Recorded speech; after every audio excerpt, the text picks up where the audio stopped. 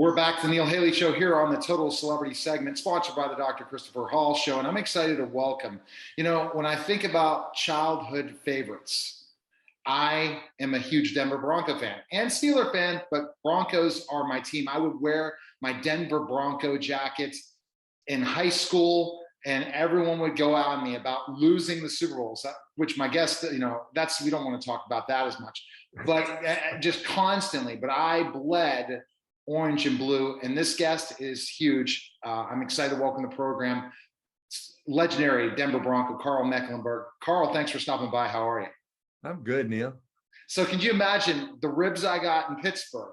The Steelers weren't very good at that time, and I had my Denver Bronco jacket, wearing it to high school every day and hearing things from them. And then it would be great till the Super Bowl happened. So I at least said, hey, there's two teams, and this was the days when the Steelers weren't even going to the playoffs, when you were on your big run for Super Bowls. And sure. I heard it, that's for sure. But I stayed loyal. Yeah, those were challenging years. If you just can't quite get over the hump. The franchise obviously got over the hump and repeatedly, and I'd like to think that those Super Bowl losses set up the opportunity for Super Bowl wins. I believe it did, and I believe it gave Elway that incentive to want to do it and keep going, and so he did. Let's talk about, where did you grow up, Karl? Tell us where you grew up. I grew up in Minneapolis. I was born in Seattle. My dad was in the Army. I was born in Fort Lewis there, but spent my whole childhood and through high school all in Minneapolis.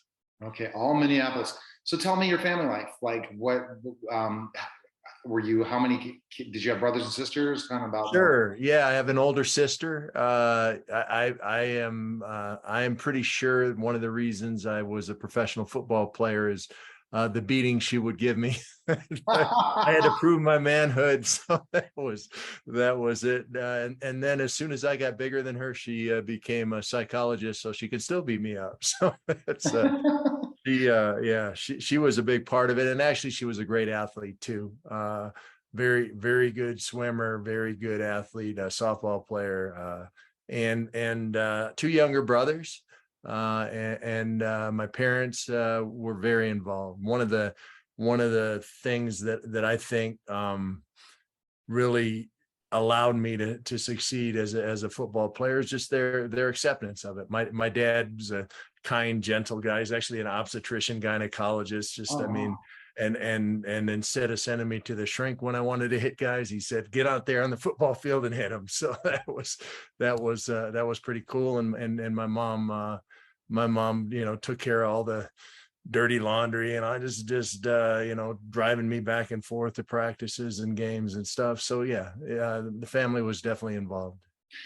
How much did you know you're going to be did you always want to be a professional football player? Is that something you wanted to do?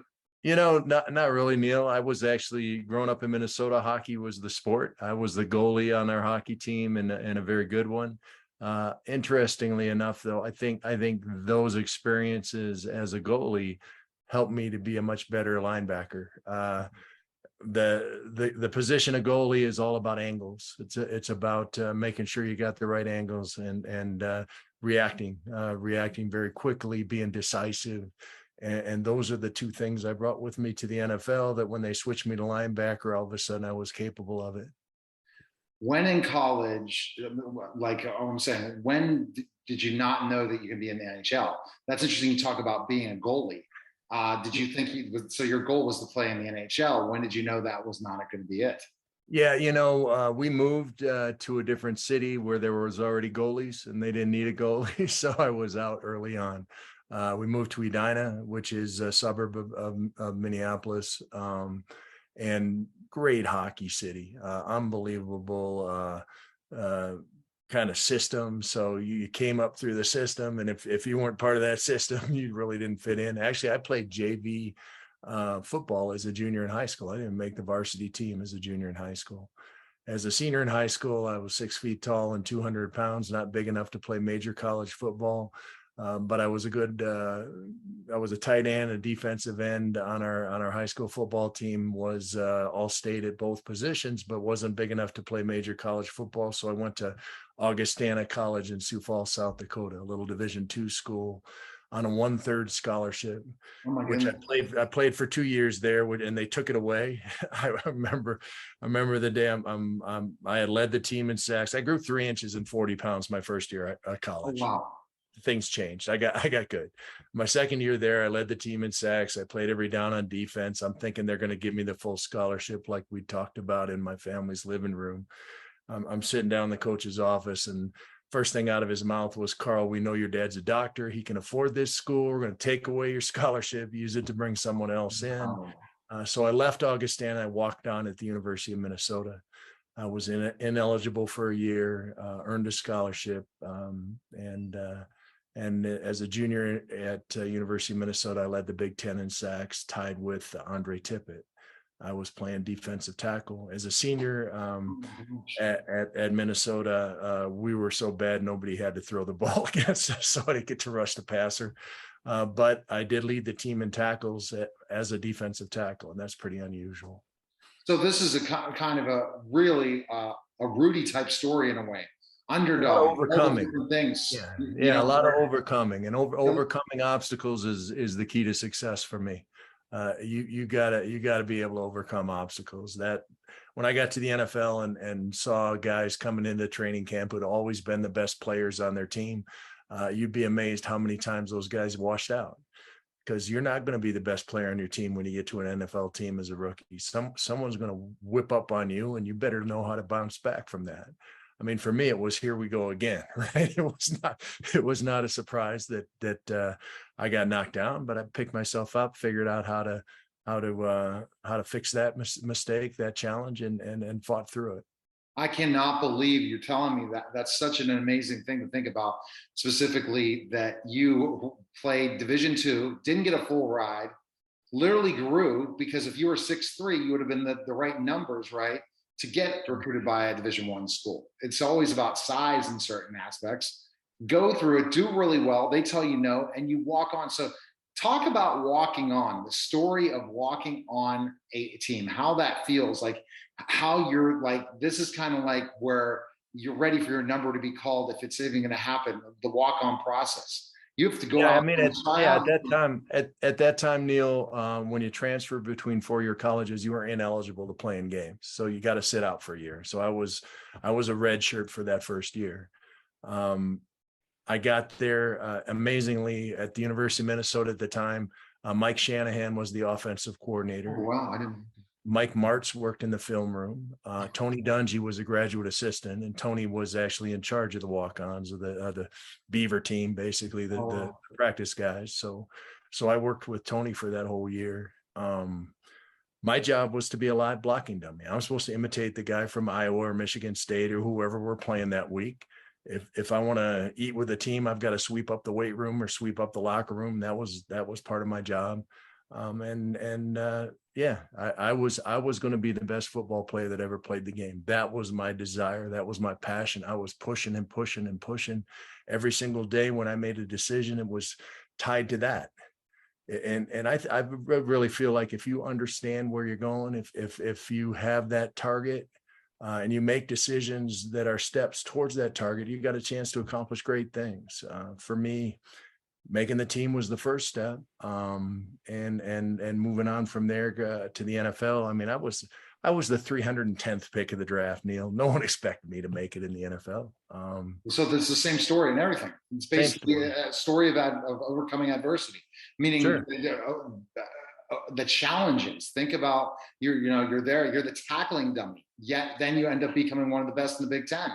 I mean, yeah. How does that happen? Is it a lot, even with work ethic and stuff like that? It was interesting. I talked to Anthony Griggs and how Anthony Griggs' story ended up playing in the NFL. He's from Pittsburgh, and I'm friends with him. And literally, he told me the story. That it's the process. That it's kind of a story like yours, where literally he was. And I didn't think he could play at a Division I school. And the work, was it your work ethic, the time that you spent outside that made you better than everybody else? Because they were expected to be the better one? What would you say?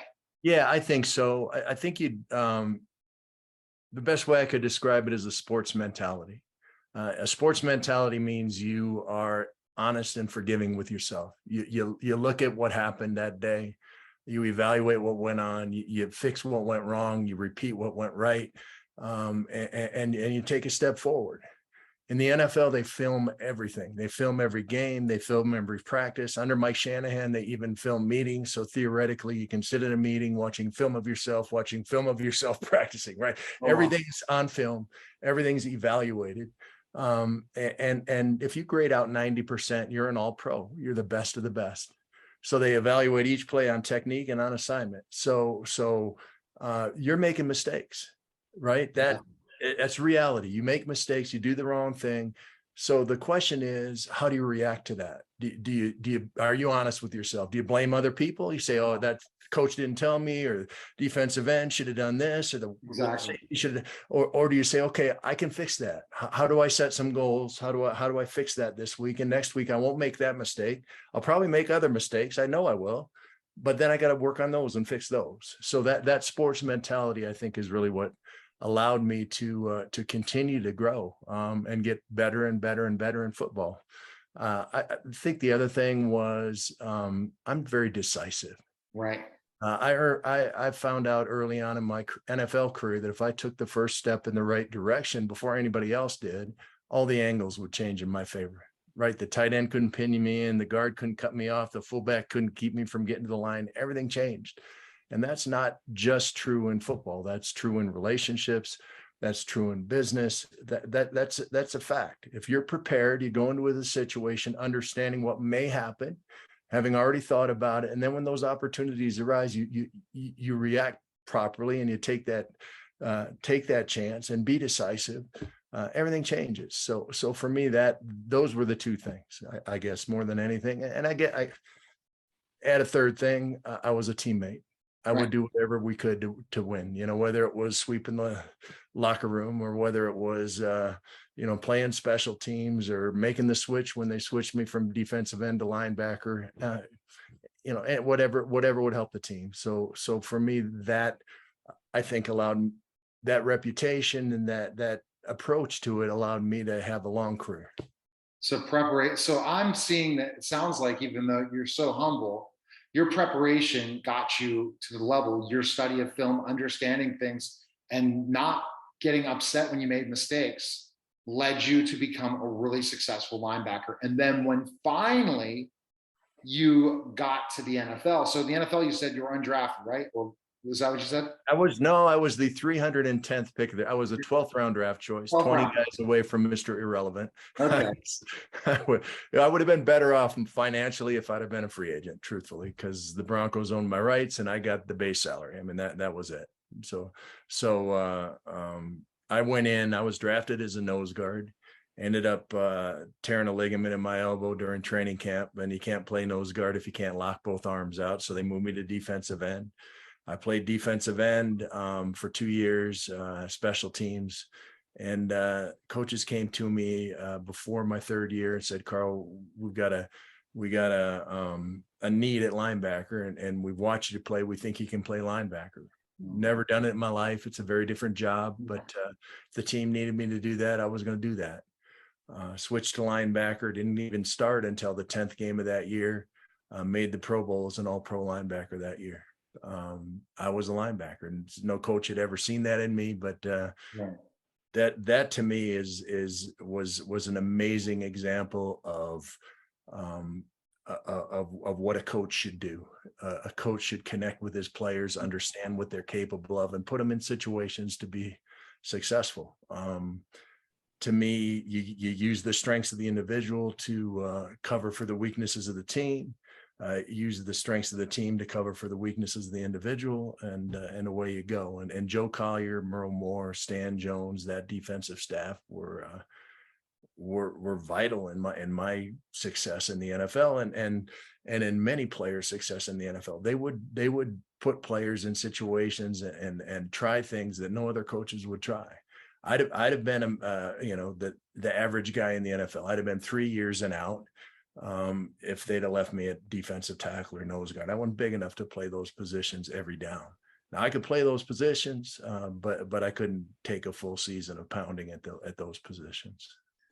So linebacker, what made you a better linebacker than the other positions you played in football? Getting in. Well, I think having the opportunity to play linebacker, especially inside linebacker, was such a blessing because I could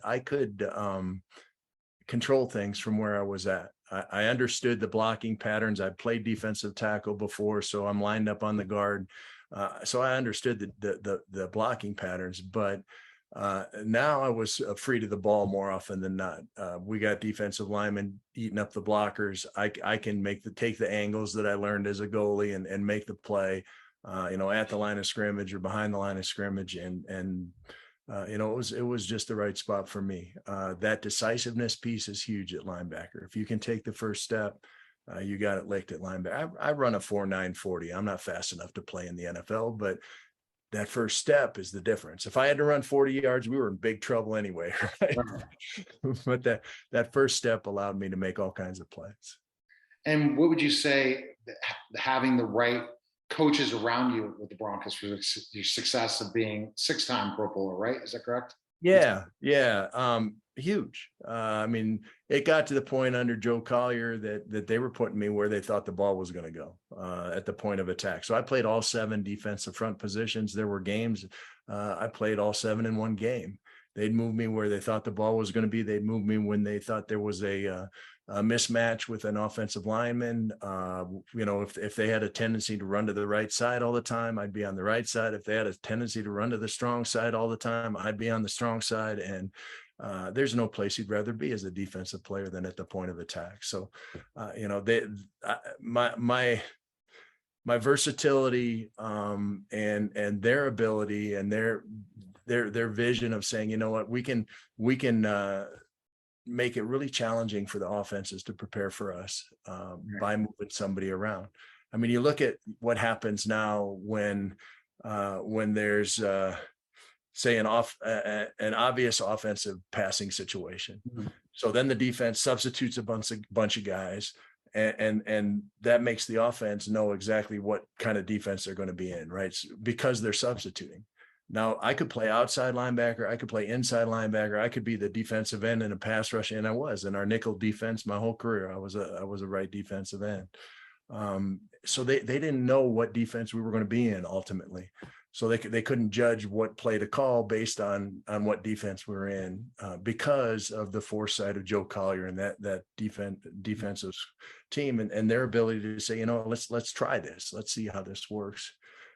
Obviously I was a beneficiary of that. Exactly. And your teammates, I'm sure you have a lot of good friends that you developed being a Bronco, right? Sure do. Lots of guys that went through it with me. Dennis Smith, our strong safety at the time, great player, a guy that Joe trusted to cover slot receivers man to man. An unbelievable athlete. A guy that was in charge of the back 4. I was in charge of the front 7, and a great man, a guy that I'm still got a great relationship with. Jim Ryan, Greg Cragen, Simon Fletcher. The list goes on and on and on. Guys that I'm close to, guys that allowed me to play the way I was able to play. One of the challenges with moving a player around is that everybody has to know 2 positions. We had to have a smart team with guys that were able to make those adjustments and move around based on what Joe was trying to do with me. So a bunch of bright guys that loved the game of football and won a bunch of games. That's tremendous. How was it watching John Elway play? I know you're on the sidelines when you're seeing John. Sure. Yeah. John was amazing. Dan Reeves was our coach for 9 of the 12 years I played. And Dan was an old, 3 yards in a cloud of dust kind of guy. If Tom Landry didn't do it, we didn't do it. Right. And so he had some shackles on John until it was 2 minutes, right? 2 minutes, John's calling the plays on the field. it was away we go. As a defensive player, you can take chances that other teams couldn't take. even if you got behind a little bit, if it was close at the end of the game, we were going to win that game. Exactly. It was unbelievable that way. And obviously the whole offense had to, buy in and be a part of that. But John was tremendous, especially in the 2-minute drill, especially when he's scrambling around. Was a great player and a great teammate in many ways. Absolutely. All right. So let's talk about your greatest moments with the Denver Broncos. What would you say they were? Well, since you're a Pittsburgh fan, I had a 4-sack game against Pittsburgh. Actually, this here, that's defensive player of the week in the NFL for that game against Pittsburgh.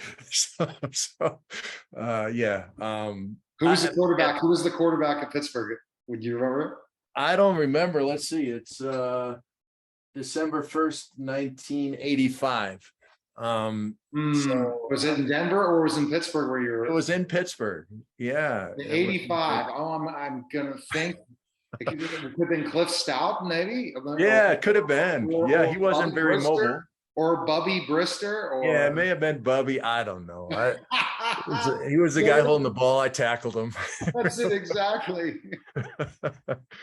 So awesome. And the Super Bowls again were the biggest adversity again your career, just lose. It's just tough, right? It really was. There were different reasons we lost each one of them. And it was challenging. You go into that situation. A lot of what we did defensively for the first two was based on deception. Right. We were moving me all around, doing all that stuff. And when you had 1 week to prepare for that, it's one thing. But when you have 2 weeks to prepare for that, apparently they figured us out. we didn't have much success, and we ended up in running defenses when they were passing, and pass defenses when they were running, and they had changed their tendencies, especially when we played against the Giants. That was a tremendous coaching job by Bill Parcells, because they were as predictable a team as I'd ever seen in my life. We went into that game knowing what they were going to do on 1st and 10, knowing what they were going to do on 3rd and 5 or more, or 5 or less. I mean, it was 95% tendencies. And we get into that game, and Bill Parcells turned it upside down. They got all the way to the Super Bowl doing it one way, and they got in that game and they said, no, Denver's going to overplay our tendencies and we'll take advantage of that. And they did.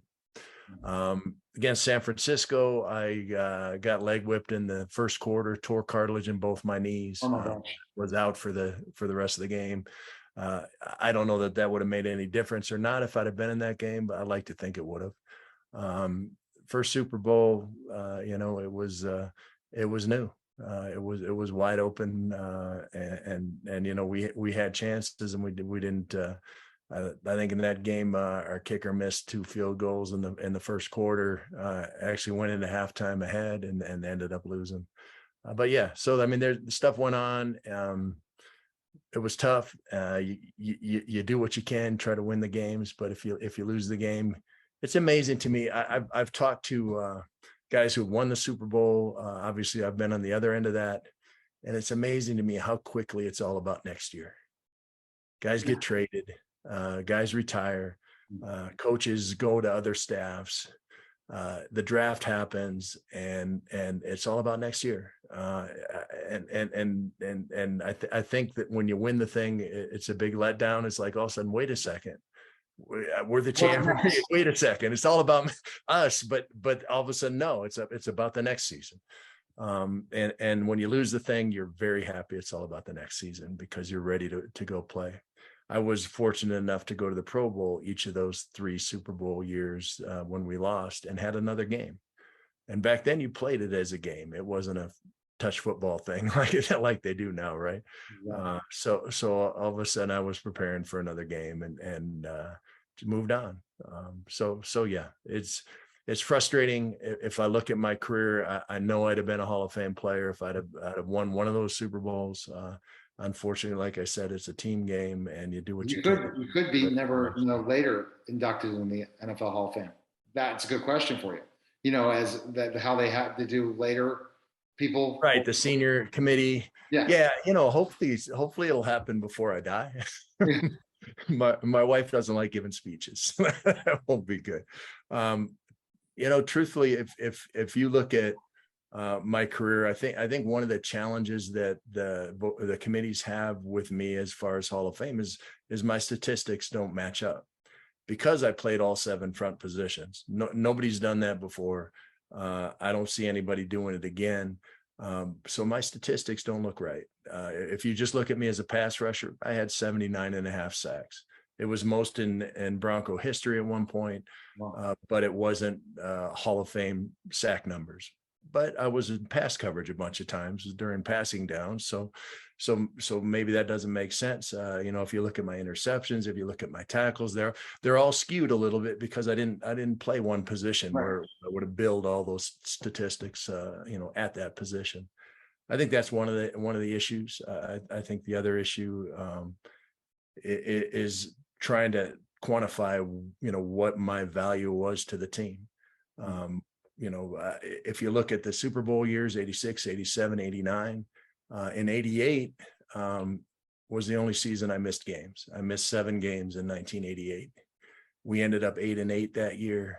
Mm-hmm. If you look at the points against average per game, when I played and when I didn't play, and when I didn't play, I had when I did play, I had a cast on my hand most of the time. If you look at the points per average in those games, it was 9 points more that we gave up when I didn't play than when I did play. That's pretty significant, I think. So maybe I just need to have the right person cheering me on in front of those guys. But I think I belong, and maybe someday that'll happen. Exactly. All right. Life after football. Were you ready? Were you prepared for that? I am. That it was time for me. It was time to spend some more time with my family. My body was done.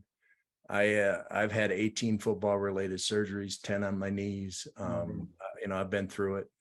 And so I was about a half step short on everything that last year. I ended up getting 3 concussions. The difference between being ahead of the play and behind the play is either you make it or you get hit in the ear hole.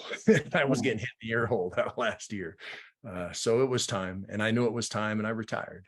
The owner and the coaches tried to talk me into coming back, but I couldn't play the way I was comfortable with playing at that point.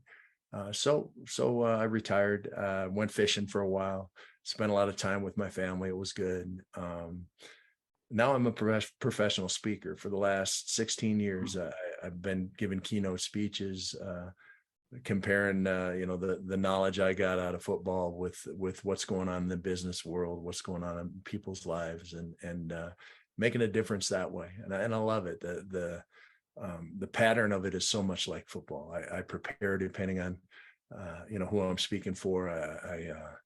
I perform at a high level for a short period of time. I evaluate what went on. I fix whatever was wrong. I repeat whatever was right, and I get ready for the next one. I mean, it's football, except I don't hurt, right? So it's perfect. So what do you see in the professional speaking career gig, how it's changed? With COVID, then after COVID, oh, yeah. the way, how did you have to, continue to evolve when everyone they want to do what you're doing, be a professional speaker. That's one of the, if you look at so many people, they want to be a professional speaker. I know you run into it all the time. Hey, how can I be a professional speaker? It's all about brand. Carl Mecklenburg has a brand, NFL, Denver Broncos, and it speaks to people who you speak with and your success. And that is your brand. And brand has changed in so many ways. Yeah, it has. I've been a member of the National Speakers Association for 15 years. It's a group of speakers who gets together and shares information around branding, around how you present yourself from the stage, how you put together a speech that's targeted for the audience you're speaking for. All the intricacies of professional speaking, and I've learned so much from those guys. It's amazing. The ability to grow and learn, and the ability to be a part of a team has been tremendous. So if there are people out there who are interested in being a professional speaker, like you're talking about, I would start there. And there's in every major city and almost every state in the union, there's state associations, national speakers associations, state groups. I'm very involved in the Colorado group. Obviously, I'm involved in the national group, and it's made a huge difference for my business. That being said, what's taught there over and over and over again is niche yourself real tight. And you choose what industry you're gonna work in, Right. and you develop your name recognition within that industry, and then you expand from there to if you want to have a wider audience. Now, I already have name recognition, Right. so I'm kind of going at it a different way. I've already got the name recognition, so how do I narrow that down to this is a professional who does a great job? So I kind of go backwards. And do you see the relevancy of you where people are football related fans and how that relates, especially the years you've been speaking? Because names and brands change throughout. How do you keep Carl Mecklenburg relevant years after years after years to keep your professional speaking career going? Because everyone's coming out of the woodwork with different things and different stories, and your stories are amazing, all these different things, but people change and they might have not seen you play. Right. So that's for sure. I got to show a highlight video before I speak just to develop that relevancy. Truthfully, I have had to switch some stories. I'm talking about Peyton Manning and Tom Brady now more instead of John Elway and Johnny Unitas in the past. Right. So things have obviously changed, but the fact of the matter is the truth is the truth. I talk about teamwork, courage, dedication, desire, honesty and forgiveness, goal setting, universal, unchanging keys to success that applied for grandparents if they wanted to be successful, and will apply for your grandchildren if they want to be successful. These are things that don't change, and you need to be reminded of. And I remind my audiences of those things from a different angle, maybe, than they've been thinking about it. I feel like I go into these situations and everyone in the audience can watch a sporting event and say, you know what, that team is playing like a team. That's not what a team is. They're not playing like a team. So they know what a team is, but they don't see that in their own lives. They don't see their family as a team. They don't see their business as a team. They don't see their community as a team. When I walk out of that room after I'm done speaking, I want them to realize they're a part of teams, and being a part of a team is a wonderful thing. You're going to be able to accomplish way more than you possibly could outside of a team as part of a team. So how do you tie into that team? And that's what I talk about. And you do follow up with these organizations you speak with to try to see if they're implementing some of your strategies? Yeah, of course. It's an interesting business because I've got an hour with them more often than not. I try to spend more time with the groups. I'll come in early and play in their golf event and hang out with them and go to meals with them, just so I can get to know them better, so I can speak their language and maybe answer some of their questions from the platform. But yeah, the follow-up has got to be there, and the ROI has been there in the past and will continue to be there because I take it seriously. And when I get up there and I talk about these things, everybody, I can't. You're an adult, right? Everybody I'm speaking to more often than not is an adult. They know these things. Yeah, but they don't follow them. These aren't surprises to them, but I've got to remind them of the value there and how it's going to make a difference in their life. So that's my job. All right, Carl, best place we can find information on you. People want to book you and stuff. Go to carlmecklenburg.com.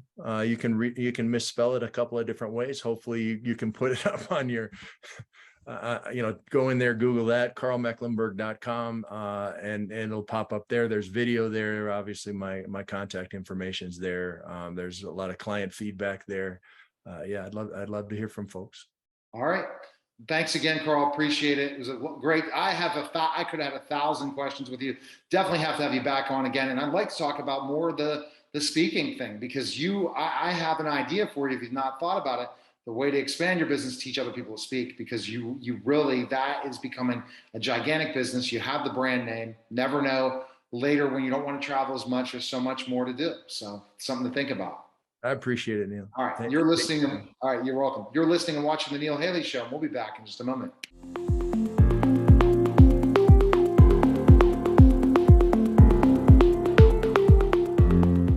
All of the produce you see here is distributed at our 3 food pantries every other week on Tuesday at Baldwin Presbyterian Church and every other week on Wednesdays at the Wallace Building in Whitehall and every other Thursday here at the Shim location. The food pantry schedule is on our website and we look forward to seeing you.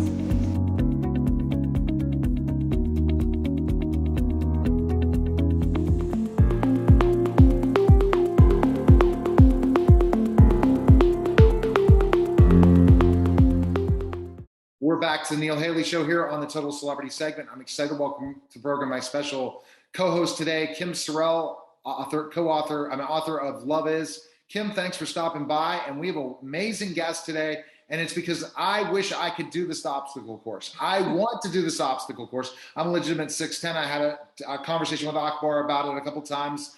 And he told me he could do it. And I said, dude, I'm 6'10". I don't know if I can do it. He says, it's really tough. So who's our guest today? Yeah, you wish you could do it. I wish I could do it. I pretend to be 5'2". So I think somewhere height in between is probably a better place to go. Brian Richardson, welcome to the show. You are the executive producer of this amazing show, America Ninja Warriors.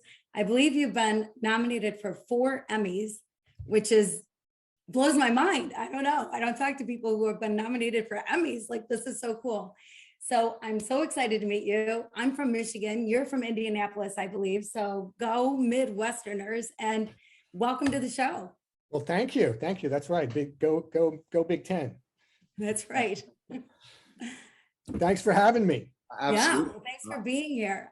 I am curious, is it true? Is there any truth to Ninja Warriors becoming an Olympic sport?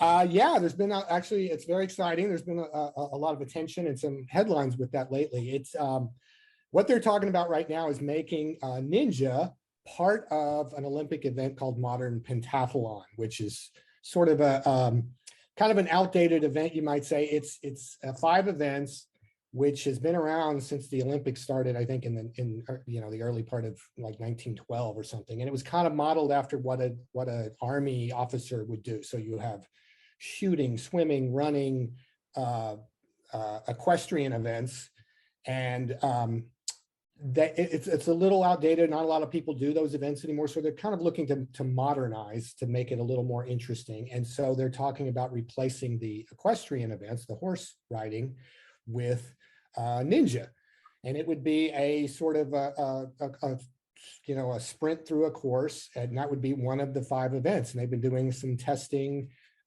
just in the last couple of months with some pentathletes, and seeing how it would go. And so they're talking about doing that potentially in 2028, which is exciting just to see it as part of that event. And then hopefully at some point, Ninja itself will become a standalone Olympic event. It's really blown up around the world. It's really taken off. There's a lot of things, hoops you have to jump through to get an Olympic sport approved. It has to be something that's sort of played on, I think, 4 continents and X number of countries, so that it's sort of a worldwide sport, which Ninja is really getting up to that. It's, there are, I think, a couple of dozen versions of sort of American Ninja Warrior that they now do in Germany, in France, in Israel, and all these different countries. And it's really taken off around the world. So Brian, did you think when you started with this, that it would go to this level, meaning thinking about American Ninja Warrior? I mean, like, I remember the first couple seasons, and I started interviewing people, and then they talk about the competition and how the competition got fiercer and fiercer, and more people. Then they started having training facilities all over the United States and all over the world where people are training to become American Ninja Warriors. It was like kind of like almost like this fad or this new thing, and now to talking about an Olympic sport. So did you think it was ever going to be this? Yeah, it's crazy how much it's grown really in the last 10 years or so. It had a kind of an interesting evolution. It started in Japan, And it was this, you know, if you've ever seen sort of the Japanese kind of game shows, they're a little kind of, you know, kind of goofy.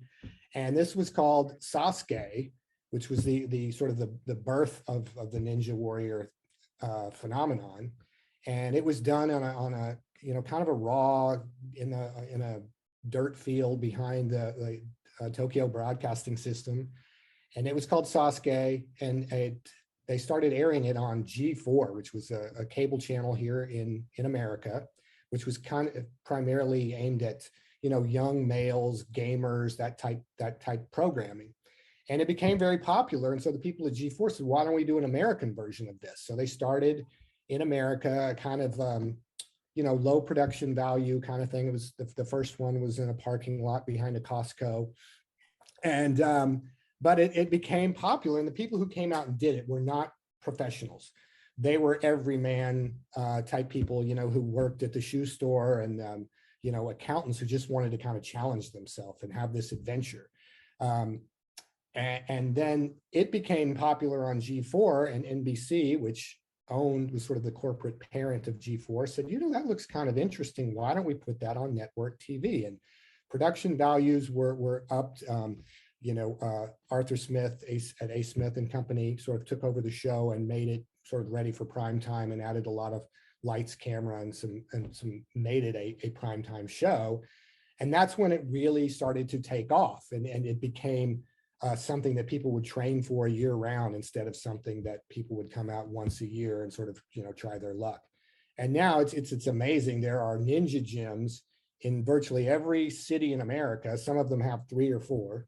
And there are regional competitions almost every weekend. It's become a thing now where parents put their kids into ninja, where they used to, you know, play Little League or Pop Warner football or do karate lessons or gymnastic lessons. And now they take their kids to ninja, and they go to these classes 2 or 3 times a week. And then they maybe go to a competition, you know, out of town, you know, once a month or so. And there are leagues and different things going on all the time. There's probably a ninja competition going on somewhere this weekend that people are traveling to right now. Crazy. My goodness, that's crazy. I mean, Yeah. that's a lot. That's amazing. Yeah. So, and in kind of a short amount of time, right? Like, what Right. kind of a time span are you talking? Well, it's really been in the last 10 years. This is the 14th year of the show, but we've been on, this is our 9th full season on NBC. And that's when it really sort of blew up. Before, it was kind of a niche thing on cable that people were aware of, and maybe people who were, you know, watching G4 were aware of, or watched, you know, Japanese programming. But it's really taken off in the last 10 years, kind of with the success of the show. And now it's sort of a thing that you can, you know, come up to pretty much anybody and say, hey, you'd be good on a Ninja Warrior course, and everybody knows what that is. It's become part of the, Right. you know, lexicon of Really. America. And I think in the last 5-6 years, after certain things started blowing up, certain athletes really became very popular and known. And I've been on a lot of radio tours interviewing those stars. They became iconic themselves, and that really helped the whole thing. The glitz and the glamour of American Ninja Warrior reminds me a little bit of American Gladiator mixed with professional wrestling and other types of events. It's an event going to these things, right? And I think that's another key part of what makes it a success. Yeah, our stars have really become stars around America. They get recognized in airports and you know, at restaurants and everything. They have huge social media followings, and now most of them have become almost like professional athletes, where they get paid basically because they are a famous ninja athletes, and they will go to gym openings or to, you know, they promote a product and things like that, and they can make their living as a ninja athlete now. It really is something that, especially for kids, are probably more likely to recognize someone like Joe Moravsky, the weatherman, who's a, you know, famous one of our athletes, or Jesse Graff. They're more likely to you know, recognize those athletes than maybe somebody in, you know, professional sports, somebody in the NBA or a pro golfer or some things like that. Kids are really tuned into it. Yeah, what a great thing. And how fit you have to be. I mean, my word, these people are fit beyond fit. You know, it's one thing to be a sprinter, but to be a ninja, like you said, training is got to be tough. Yeah, well, it's a unique sport in that a lot of the people who have success on the show were not sort of your stereotypical jock. They were not the people who played football or basketball or had, you know, a lot of size. You know, you mentioned, Neil, that your size might keep you from being a great ninja athlete, and it would be a challenge. I'm waiting for you to invite me to try to the course sometime, right? Well, I'll come to one of them and do it, you know. Open invitation. Next season, you're going to do it. Okay, I'm Yeah. in. I'm in. Yeah. I definitely have to reach out to Avery. Okay, I want to see it. I've been training. I've been training to say I'm making my pro wrestling comeback at 49. So you know, let's do it. Let's add another thing to the list. Yeah, we would love it. But yeah, the typical ninja athlete, they you know, probably the biggest thing is a strength to weight ratio.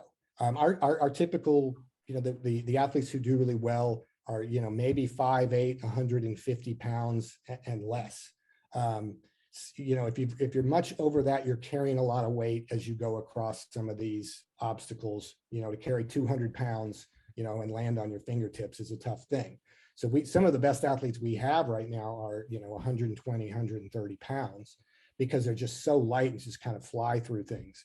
And it's been interesting because even though, especially in the beginning, a lot of our athletes came from gymnastics or wrestling or track and field, we also get a lot of people who come to the sport late who maybe didn't know they were athletes. You know, they were in the marching band or in theater or something in high school, and they're sitting on the couch watching with their kids, and they watch the show and they go, you know what? I think I could do that. That looks like something I can do. Because we get a lot of those sort of couch to the course, and so maybe their kids challenge them, or their, you know, their wife or significant other says, yeah, you think you can do it? Well, why don't you try out for it? And they come out and do it. And it's something they didn't think they were athletes. And they realize there is something in them that allows them to do it. I think, you know, at its heart, what we do in ninja is sort of the things we did as kids. You know, it's the monkey bars going across, it's swinging on a rope swing in the backyard, it's you know, balancing yourself on the curb as you walk to school, all those, you know, simple things we did as kids in school. And it takes us back to that sort of childlike, this is fun, this is not working out, this is not going to the gym and lifting 200 pounds, this is just fun stuff to swing around on bars and things. And it really brings in we've had a lot of people sort of come to it later in life who didn't think they were athletes, and all of a sudden they're hooked. Wow. Quite interesting. Yeah. Speaking of the course, it seems to me that somebody is sadistic that is making up the course, because it seems like it gets harder every year and more challenging. I don't know if that's true or not. Please speak to that. But who makes up the course, and what are some new things that you're adding or have added? Yeah, I mean, along with, as we're talking about, sort of the growth of the sport and people who now, you know, train year round, they've just gotten so good that we have to keep, you know, upping the ante, because we'll come up with a really difficult obstacle that we think nobody can do. And in the first year, maybe a lot of them can't. They'll go home, build this and put it either in their local gym or put it in their backyard, and they'll master it so that by the next season, they figure this one out. So we always have to stay one step ahead of them with our obstacle development. And we have a whole process of sort of, you know, R&D of testing things.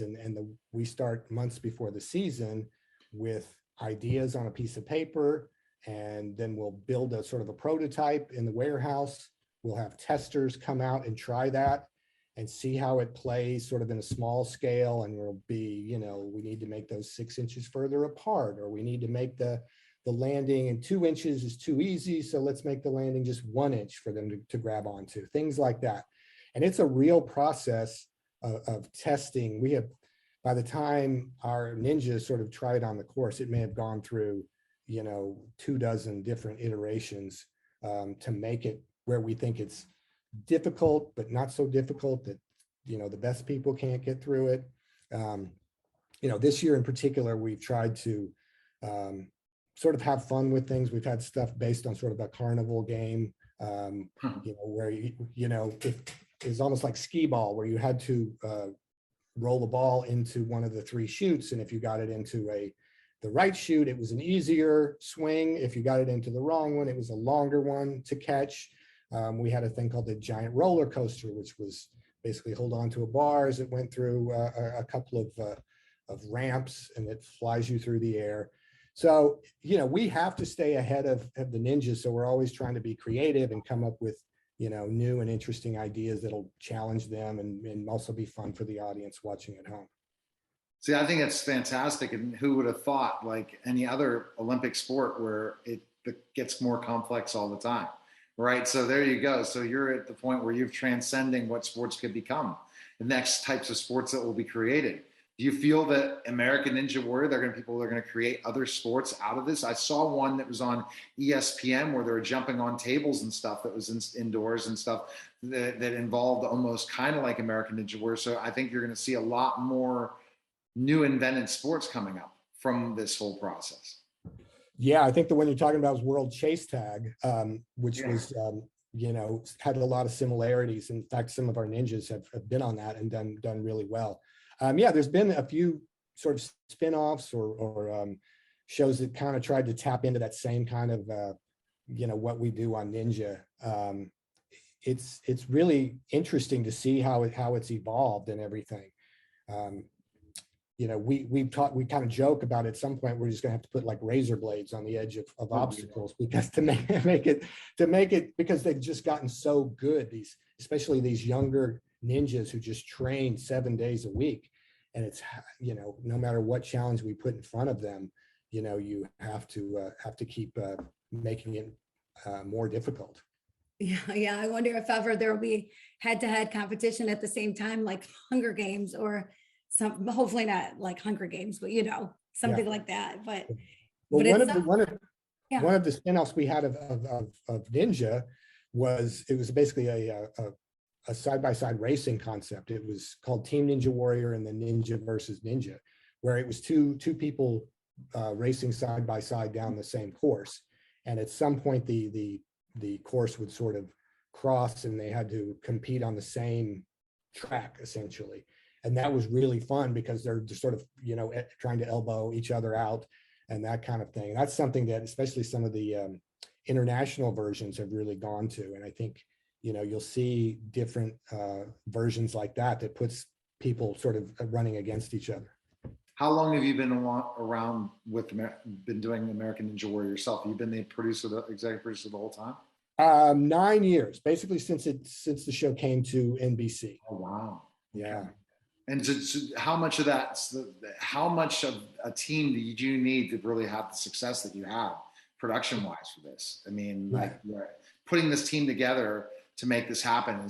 You have experience level in sports before producing something like this, to be able to figure out the camera angles, all the different things, the glitz and the glamour of this amazing spectacle, and also production for television. Yeah, it's a big team. There's about 200 people to put the show together, and we have a lot of people who are you know, our director comes from a sports background. He was an NBC sports guy who's directed, you know, Indy 500s and Kentucky Derbies and NFL football and that kind of thing, and brought that sort of sports mentality to it. And we have a huge team for art department and lighting and casting and everyone else. You know, because we've been around for a while, it is a big machine that sort of knows how to put together each year. But, you know, when we roll into town, it's just it's like the circus. You know, we've got 18-wheeler after 18-wheeler who roll in, build the course. It takes, you know, a couple of weeks to get the course set up, build the pools with the water and all that stuff. And it's a machine to make it happen. Yeah, it's amazing where you came from and where you are after just 9 years, because there's so much more than the sport itself to become popular, to get the notoriety that you've gotten and make the show really, really fun to watch. So that's some pretty great leadership, I would say, in that amount of time. Yeah. Well, I'm a small part of it. There's you know, there are some other executive producers, starting with Arthur Smith at the top. But yeah, we have a great team, and everybody, because we've had some continuity over the years, everybody kind of knows what to do when the season starts up and what we need to do. And it usually just changes, whatever location we're in. Are we inside? Are we outside? But yeah, there's a lot of great people who make this show happen. All right. So what's next for American Ninja Warrior? Meaning like the contestants, up and coming contestants coming up, people to watch now for the show. Well, we're in the middle of our 14th overall season right now. We're about to start our Las Vegas season finale episodes. This is sort of the best of the best have now made it to Las Vegas, and it's basically the final people are going to fight to get through the 4 stages in Las Vegas to win the $1 million prize. And it's always we introduced teenagers a couple of years ago. We lowered the age limit to 15, and that's really opened the doors to a whole new wave of talent. These kids who have basically grown up doing nothing but ninja, and because their schedule is a little more open than an adult who's got a job and family and things to worry about. These kids, some of them will go straight from school to the ninja gym for 4 hours a day. And so they're really talented and only 15, 16, 17 years old. And you're going to see those kids really tear it up in Las Vegas, along with some fan favorites who've maybe been around for a while, that fans of the show have followed their successes and failures along the way. And that's another great part of our show, is that people come back year after year. We've got fan favorites that, we've seen them literally grow up. We've seen them get married, have kids, maybe go through an injury, and then they come back. So a lot of great stories of people to follow from year to year. And then there's always a new face who surprises you. This year we have a 16-year-old girl from New Mexico. She's a rock climber, and she's just amazing. Her name's Katie Bone, who's just, done things you can't believe. She's a type 1 diabetic who wears an insulin pump on her arms, and, still is able to do some amazing things. She's been a big breakout star this year. Oh, wow. So definitely. And people could check out American Ninja Warrior by going to NBC.com as well, and following all the different social media, right? Yep. And we're on, every Monday night on NBC, and then they repeat us on Friday nights on NBC. All right. And what's new for you? Any other projects you have going that's happening right now, Brian? Well, literally, this is, I said it's a big machine. And so we're still, editing the final episodes. And then we start getting ready for the next season and start doing, location scouting for next year. We start the process with casting and a lot of planning for next year, because it is such a big machine. When we need a big, we need big locations. So we're reserving, football sized stadiums or large plots of land in places. So it takes a while. Awesome. And do we have social media you can follow you, Brian? Check you out? Where can we go? No, that's okay. You're good. Follow the show. You follow the show. Got it. And Kim, where can we connect with you? Where's best place? KimSorrell.com. Sorrell is spelled SORRELLE. Way too many letters, 2 E's, 2 L's, 2 R's, but KimSorrell.com. If you just Google "Love Is" the name of the book, I should come up. I should be readily available. Brian, I would love to send you a copy of the book, actually. If I can get your address after or whatever, I would love to be able to share it with you. We definitely will connect you to Avery for sure. You can check me out at neilhaley.com, the media giant. Appreciate you guys. And it was a great show. Brian, one more thing. Go ahead.